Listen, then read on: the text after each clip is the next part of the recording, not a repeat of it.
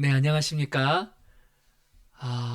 예, 오늘은 미리 이렇게 녹화되어 있는 것이긴 하지만 12월 30일 그 토요 새벽 예배로 맞게 됩니다.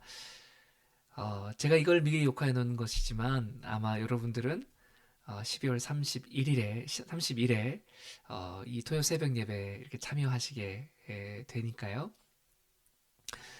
어, 그 올해 이제 마지막 또 새벽 예배가 되겠네요.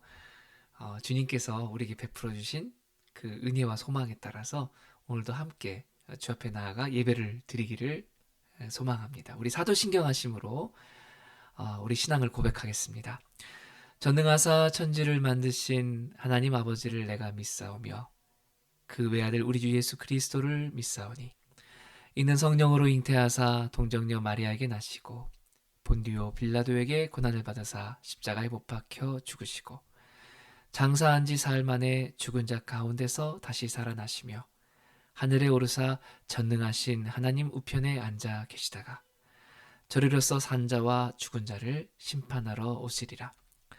성령을 믿사오며 거룩한 공예와 성도가 서로 교통하는 것과 죄를 사하여 주시는 것과 몸이 다시 사는 것과 영원히 사는 것을 믿사옵나이다. 아멘. 네, 함께 같이 찬양하도록 하겠습니다.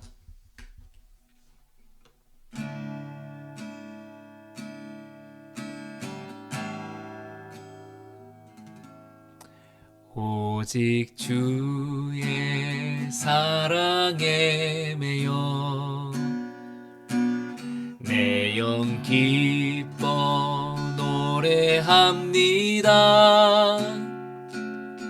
이 소망의 언덕 기쁨의 땅에서 주께 사랑드립니다. 오직 주의 임재 안에 갇혀 내 영 기뻐 찬양합니다. 이 소명의 언덕 거룩한 땅에서 주께 경배드립니다. 주께서 주신 모든 은혜 나는 말할 수 없네. 내 영혼 즐거이 주 따르렵니다. 주께 내 삶 드립니다. 이 세상을 살아가는 동안에 나의 힘을 의지할 수 없으니 기도하고 낙심하지 말 것은 주께서 참 소망이 되심이라. 하나님의 꿈이 나의 비전이 되고 예수님의 성품이 나의 인격이 되고 성령님의 권능이 나의 능력이 되길 원하고 바라고 기도합니다. 주의 길을 걸어가는 동안에 세상의 것 의지할 수 없으니 감사하고 낙심하지 말 것은 주께서 참 기쁨이 되심이라. 하나님의 꿈이 나의 비전이 되고 예수님의 성품이 나의 인격이 되고 성령님의 권능이 나의 능력이 되길 원하고 바라고 기도합니다. 하나님의 꿈이 나의 비전이 되고 예수님의 성품이 나의 인격이 되고 성령님의 권능이 나의 능력이 되길 원하고 바라고 기도합니다. 원하고 바라고 기도합니다. 원하고 바라고 기도합니다.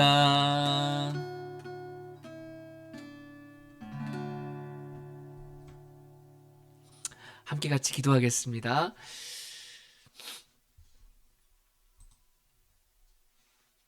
주님, 이 아침에도 주님을 간절히 바라고 구합니다. 매일 새로운 날이 시작되고 또 새로운 생명을 또 주셔서 하나님 이 하루를 이렇게 시작하게 하셔서 감사합니다. 어느덧 2023년 또 마지막 토요 새벽 예배를 맞습니다.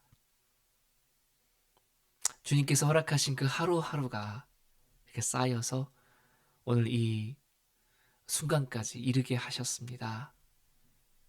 주님, 돌아보니 모든 것이 주님의 사랑이요 또 은혜였고, 그래서 주님께 담은 감사의 고백을, 그 찬양을 드리기를 원합니다. 주님, 이렇게 사랑하여 주시고 이렇게 붙들어 주시고 하나님 이렇게 은혜 베풀어 주셔서 감사합니다. 이 아침 저희들의 마음을 주님께로 향하여 온전히 열리게 하여 주셔서 그 풍성하신 그 주님의 은혜로 말미암아 충만케 하여 주옵소서. 감사를 드리옵고 예수님의 이름으로 기도드리옵나이다. 아멘.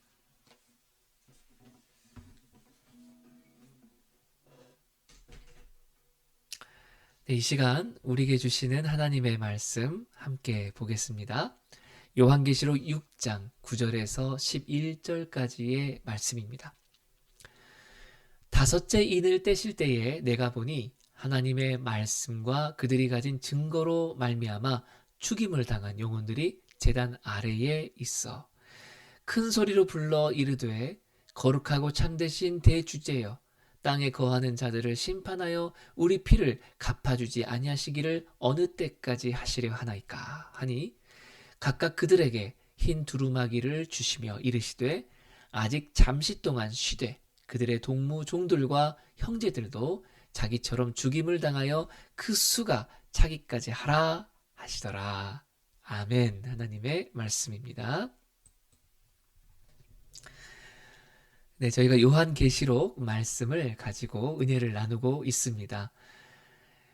사도 요한이 저가 그 하나님 앞에 은혜를 입어서 하늘문이 열리고 그 열린 하늘문으로 오라 하는 그 주님의 음성을 듣고 성령 충만함 속에서 그 놀라운 그 하나님 나라 일들을 경험하게 됩니다. 주님의 보좌가 있고 그 보좌에 앉으신 이 그 주변에 그 네 생물, 사실은 사자와 송아지와 사람과 그리고 독수리의 모양을 하고 있는 그들이지만 6날개가 있고 그 날개 안과 박 그리고 그 온몸에 그 눈이 박혀 있는 글쎄요, 상상하는 것도 이렇게 감이 쉽지 않은 그런 놀라운 형상을 가진 네 생물, 천사라고 해야 될까요? 있고 또 24장로들이 또 주님 보좌를 이렇게 둘러서 또 각각의 보좌에 이렇게 또 앉아 있고 또 거기에 수정같이 그 유리같이 되어 있는 그 바다가 쫙 펼쳐져 있는 것이 있으며 또 그 가운데서 그 하나님께 천군 천사와 함께 같이 찬양하고 주님을 높여드리는 그 광경. 그런데 그 하나님께서는 그 오른손에 그 두루마기를 쥐고 계셨죠. 근데 그 두루마기에는 7개의 인이 봉인되어 있어서 안과 밖으로 써 있는 글씨가 있습니다만, 기록되어 있는 것이 있습니다만, 그러나 그거 내용을 볼 수가 없는 그런 상황이었습니다.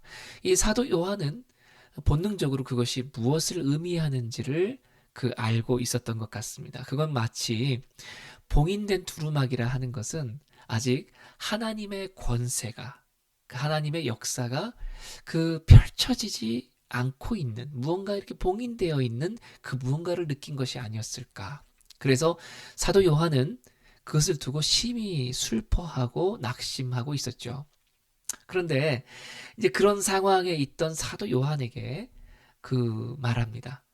어, 이 봉인을 누가 능히 풀겠느냐마는, 그러나 이 봉인을 풀 수 있는 자가 있으니 바로 이새의 뿌리에서 나온 어린 양이다. 그때에 그 어린 양이 이렇게 다 이렇게 그 보좌와 그 둘러선 그 모든 무리의 그 중심에 이렇게 있는 모습을 보게 되는데, 과연 그 어린 양은 7뿔이 있었고 또 7눈이 있었고, 그 7눈은 이 세상에 하나님 보내신 그 영을 상징하는 것이라 했고, 이 어린 양이 나와서 하나님께서 쥐고 계셨던 두루마기를 건네봤습니다.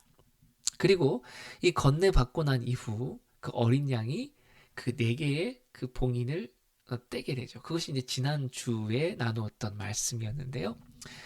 이 봉인을 하나하나 뗄 때에 무슨 일이 일어났는가? 바로 어린 양의 진격이 있었다. 이 어린 양의 진격은 다음과 같이 묘사될 수 있습니다. 하나님께서 어린 양이신 예수 그리스도를 이 세상에 보내셨는데, 이 세상은 이 세상의 주인이신 하나님의 아들 예수를 십자가에 못 박아 죽였습니다. 그리고 이 세상에서 쫓아낸 것처럼 그렇게 버렸죠.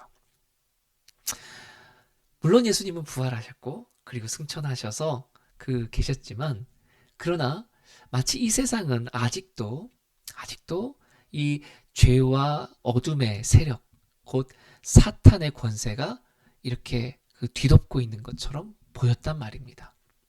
그리고 그런 상황에서 사도 요한도 복음을 전하다가 반모섬에 끌려와가지고 유폐를 당하고 있었던 상황이고요. 그리고 소아시아 7교회에 있는 신실한 성도들도 마찬가지로 그렇게 예수님 어린 양과 함께 고난을 받고 있었던 상황이었단 말입니다. 예수님을 쫓아냈던 세상이 주님을 따르던 제자들에게도 똑같은 일을 저지르고 있었으니, 이 사도 요한의 입장에서는 지금 봉인이 풀어져서 두루마기에 읽혀진 대로 하나님의 계획과 뜻이, 역사가 이루어지기를 바랬던 거죠. 그리고 이제 어린 양이 봉인을 떼기 시작할 때, 그것이 상징하는 게 뭐겠습니까? 이제 쫓겨났던 어린 양이 다시 이제 이 세상으로 진격하여 하나님의 역사, 하나님의 심판, 그리고 그 심판 속에서 하나님의 사람들을 구원해내는 그런 일들을 이루어 가기 시작했다는 겁니다. 첫 번째 인을 뗐을 때 무슨 일이 일어났습니까?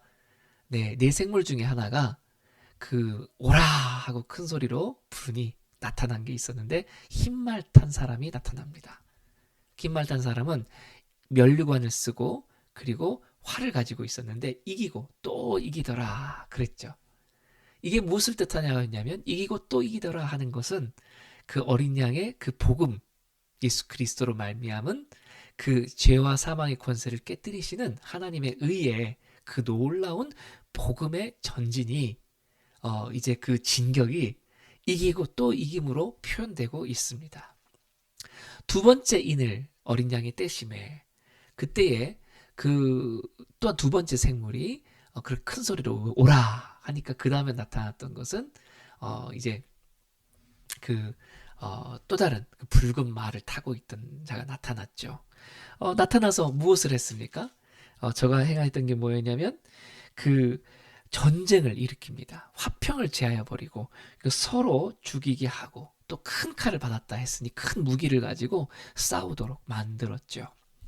세 번째 인을 떼니까 이번에는 무엇이 찾아왔냐면 기근이 찾아왔습니다.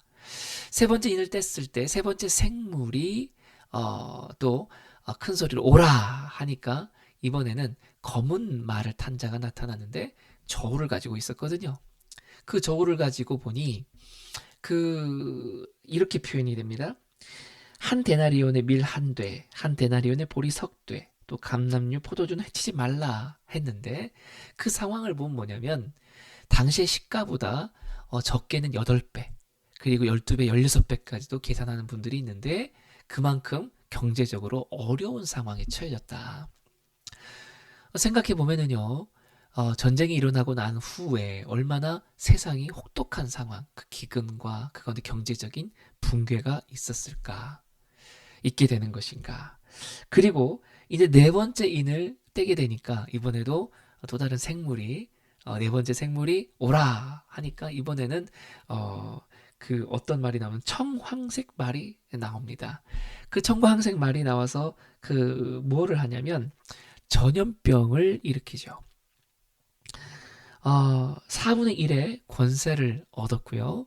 그래서 그 권세 얻은 그 자들이 이렇게 아까 이렇게 막 활약합니다. 그래서 검과 흉년과 그리고 사망에 이르게 하는 그 전염병, 그리고 땅의 짐승들, 이런 이제 재난의 그 일들이 이 세상에 닥치게 되는 것이죠. 자, 그것이 이제 지난 주까지 저희가 살펴보았던 이제 네 번째 인까지 뗐을 때 일어난 일인데, 오늘은요, 다섯 번째 인을 뗐을 때 어떤 일이 일어났는가를 살펴보게 됩니다. 자, 이 다섯 번째 인을 뗄 때에 구절 말씀 보면 내가 보니 하나님의 말씀과 그들이 가진 증거로 말미암아 죽임을 당한 영혼들이 제단 아래에 있어 큰 소리로 불러 이르되. 자, 첫 번째부터 네 번째 인까지 뗐었을 때는 하나의 일관적인 특징이 있었습니다. 그 뭐였냐면 내 생물이 이렇게 큰 소리로 오라 했던 일들이 있었고요. 그때마다 각각 색깔을 갖고 있는 그 말들을 탄 자가 나와서 이 세상을 그렇게 이제 그 어렵게 만드는 거죠. 검과 그리고 기근과 전쟁과 기근과 뭐 전염병 뭐 이런 것들을 펼쳐내 보였다면, 다섯 번째 인을 뗐을 때 등장하게 되는 것은 내 생물이 아니라, 그리고 말탄자도 아니라 순교한 사람들이 등장합니다. 자, 5절 말씀을 다시 한번 보면, 그 9절 말씀 다시 한번 보면, 다섯 번째 인을 떼실 때 내가 보니 하나님의 말씀과 그들이 가진 증거로 말미암아 죽임을 당했다. 자, 이 사람들은 무엇 때문에 죽었습니까? 지금 하나님의 말씀 그리고 그들이 갖고 있는 증거 때문에 죽임을 당했다. 그러니까 말씀을 전하였던 사람들, 복음을 전했던 사람들이죠. 증거했던 사람들입니다. 말씀을 가졌고 그 말씀에 대해서 증거했던 이 사람들. 이 세상이 그들을 예수님을 죽이듯이 죽였습니다. 여러분, 그 예수님의 12제자 중에 이 본문을 기록한 이 사도 요한을 제외하고는 모두가 다 순교를, 곧 죽임을 당했죠. 그들뿐만 아니라 또한 당시에 이 예수님의 길을 뒤따라가는 순교자들이 있었단 말이에요. 근데 이 자들이 나타나서 이 이야기를 해요. 그 로만 카톨릭 같은 경우를 보면 우리가 좀 교리가 차이가 있죠. 어떤 차이가 있냐면 천국과 지옥이 있고 연옥이 있다고 그 중간에 이렇게 믿습니다. 로만 카톨릭의 교리적인 이해에 따르면 그 천국으로 바로 가는 자들이 있어요. 어떤 자들이 있냐면 성인들과 그리고 이 순교자들이다, 이렇게 얘기하거든요. 물론 저는 카톨릭 교리에 다 동의하지는 않습니다. 그러나 이게 또 그 교리의 그 오랜 역사 속에 이렇게 만들어진 그 이해, 그뭐 지옥에 가는 사람들은 이단자들이나 그리고 사탄에게 동조했던 사람들, 사단의 편에 서서 일했던 사람들은 뭐 지옥에 가고 그 나머지 사람들은 다 연옥에 있게 된다.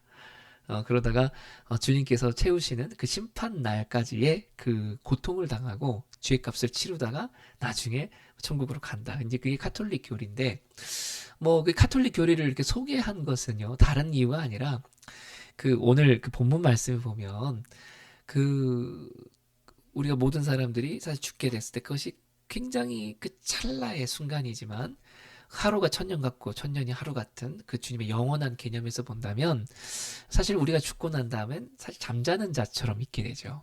그리고 마지막 때에 그 무덤 속에 있던 자도 깨어나고 또 산자는 바로 그 산채로 그렇게 주님을 만나게 되어서 그 주님께서 만국 백성들을 다 모아서 심판하시는 그날에 이르게 되는데 그런데 지금 그렇게 연옥에 있다거나 잠자는 자처럼 애매하게 있는 게 아니라 지금 이 순교자들은요, 지금 사도 요한이 보니까 저들이 그 제단 아래에 그러니까 그 제단이 어떤 제단인지 모르겠습니다만 예배를 드리는 제단이고 또 희생제를 드리는 제단이죠. 그 어린 양 예수께서 그 십자가에 달리신 그곳 그 십자가도 하나의 제단이고 또 그 복음과 그 말씀과 그 말씀에 대한 증거 때문에 죽은 자들도 하나님께서 어떻게 여겨주시냐면 제단 아래 그 삶을 예배로 드리고 그 삶을 희생한 자로 제물로서 이렇게 자신의 예배를 드린 그 자들로 인정해 주시는 거죠. 그래서 이러한 그 사람들을 이거 바로 이렇게 그 하나님을 바로 영광스럽게 뵐 수 있는 그곳에 두게 했다라고 하는 것 그런 의미로 본다면 또 그 곧바로 천국에 간 그 순교자들에 대한 그 말이 또 한편으로는 일리가 있어 보입니다.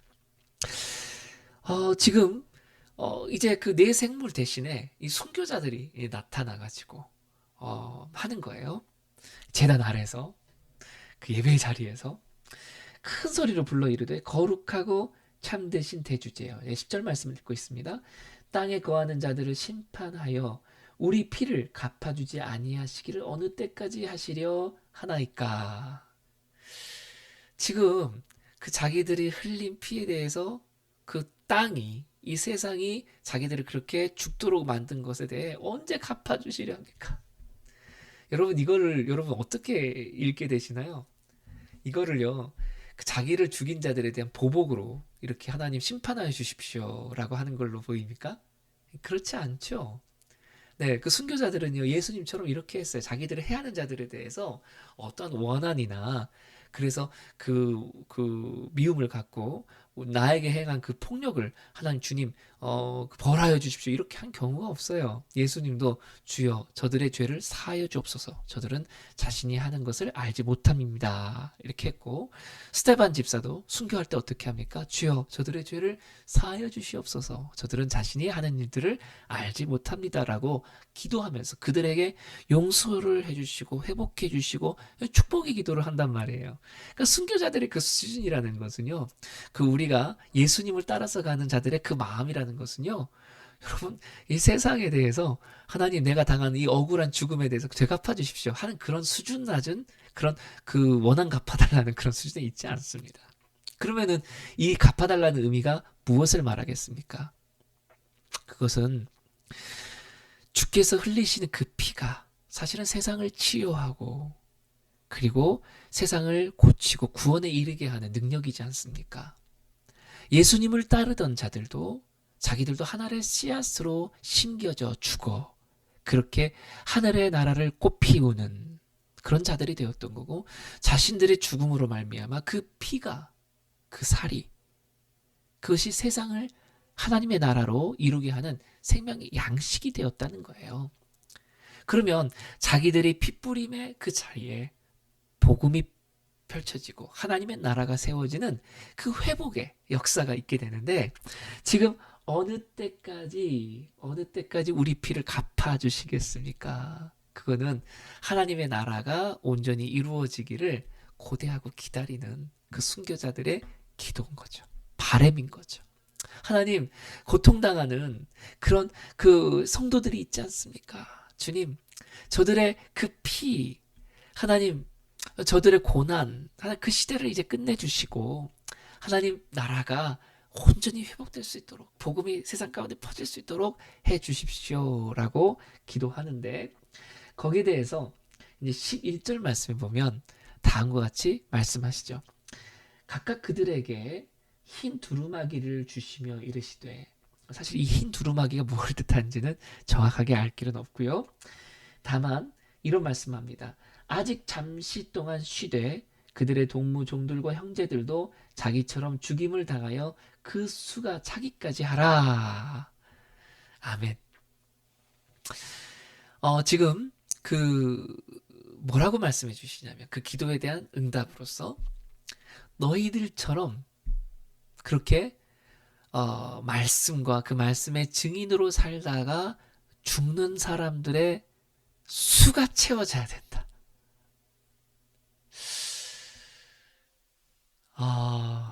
굉장히 특별한 말씀이죠. 순교자들의 수가 채워질 때까지는 좀 기다려야 된다. 하나님의 나라가 이루어지려면, 완성이 되려면 어떻게 되는가?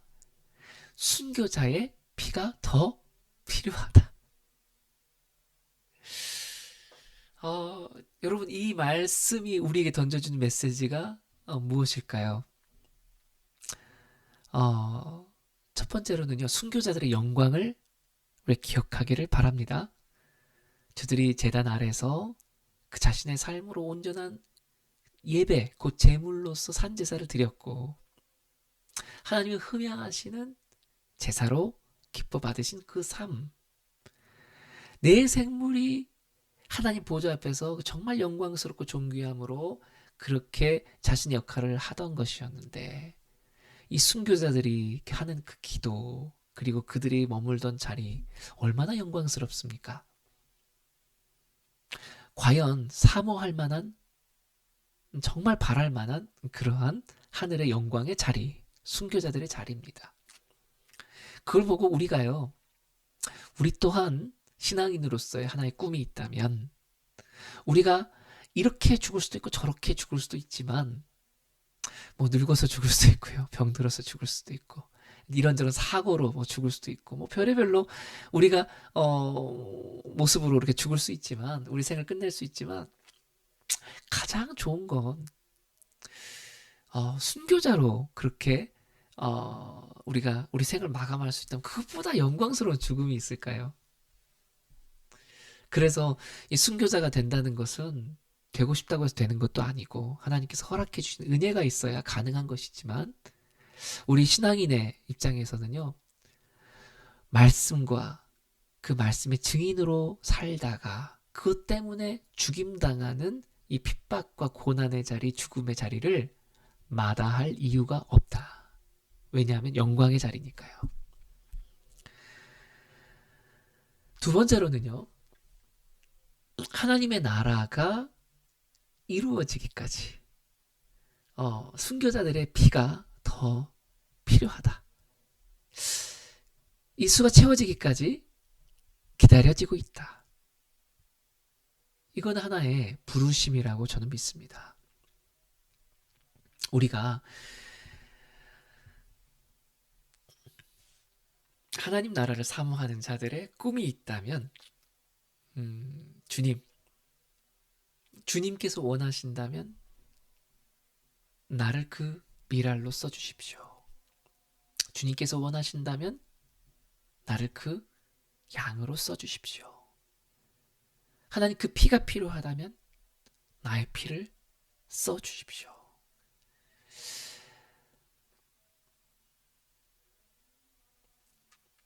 여러분, 이 고백이 저와 여러분에게 있는 줄을 믿습니다. 주님, 내가 그 자리 채우고 싶어요. 하나님, 아직 그 수가 필요하다면 내가 그 자리에 들어가기를 원합니다.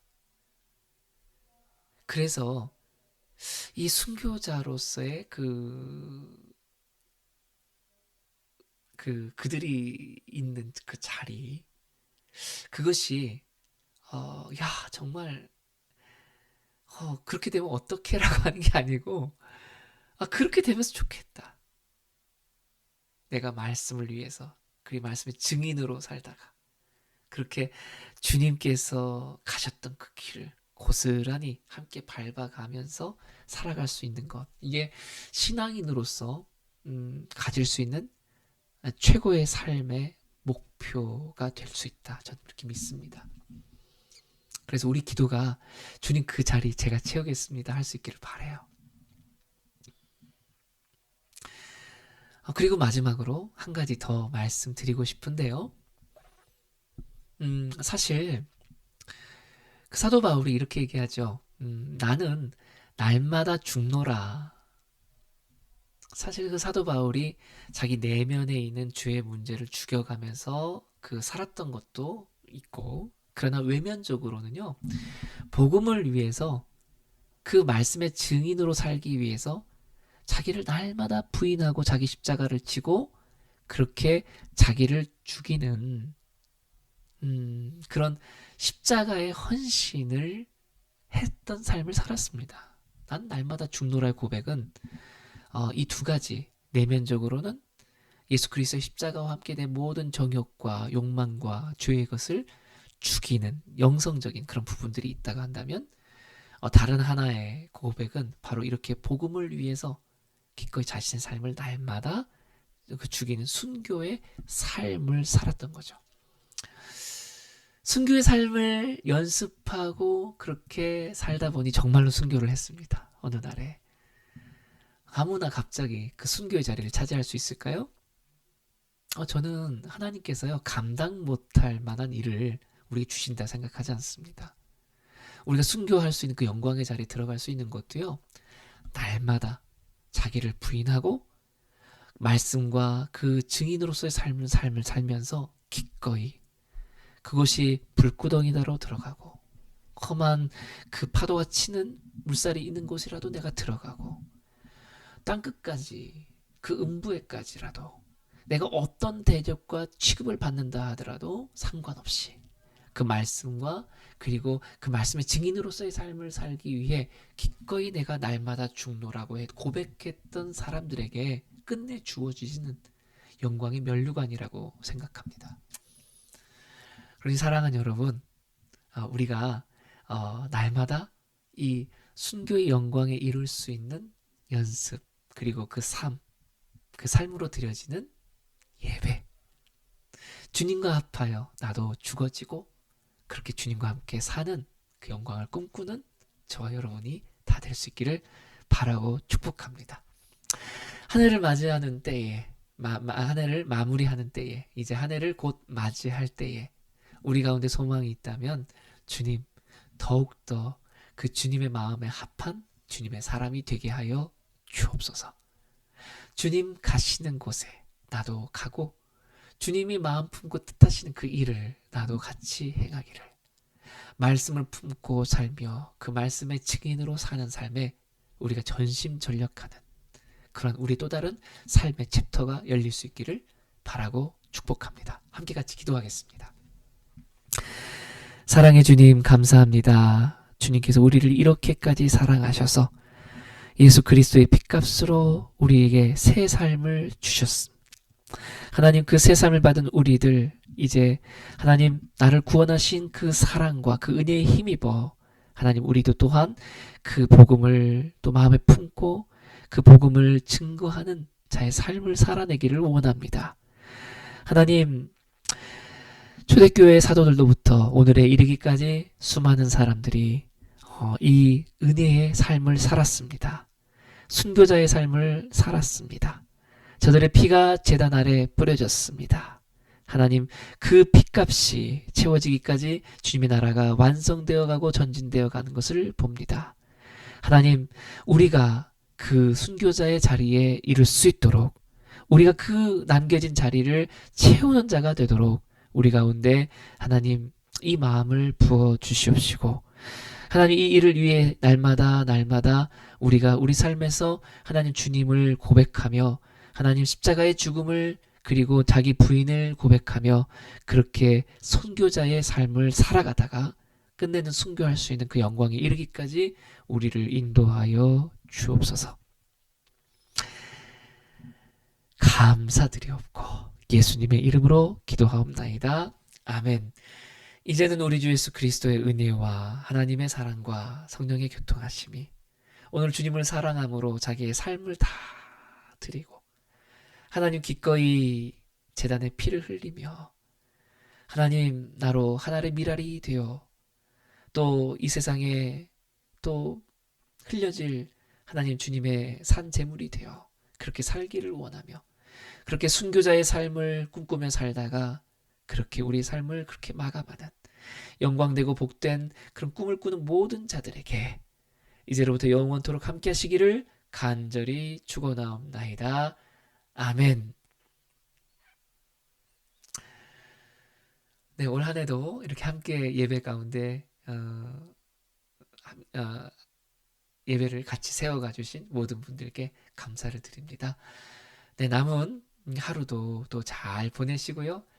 저희는 또 새해 2024년에 다시 뵙도록 하겠습니다.